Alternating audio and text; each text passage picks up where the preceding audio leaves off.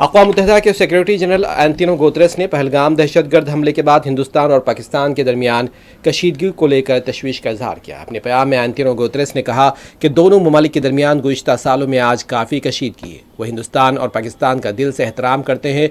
दोनों ममालिक ने अक़वाम मुत्तहिदा मिशन में अहम रोल अदा किया। ताहम आज दोनों ममालिक के ताल्लुकात जिन मोड़ पर पहुँचे हैं उससे उन्हें तकलीफ हुई है।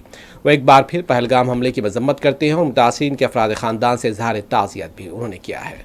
वह समझते हैं कि कानून के जरिए हमलों के पस पर्दा अनासिर को इंसाफ के कटहरे में खड़ा किया जाना चाहिए। Tensions between India and Pakistan are at their highest in years.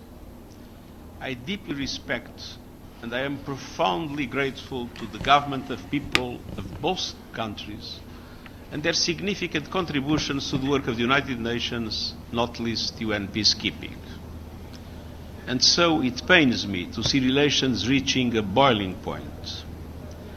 I understand the raw feelings following the awful terror attack in Pahalgam on 22 April.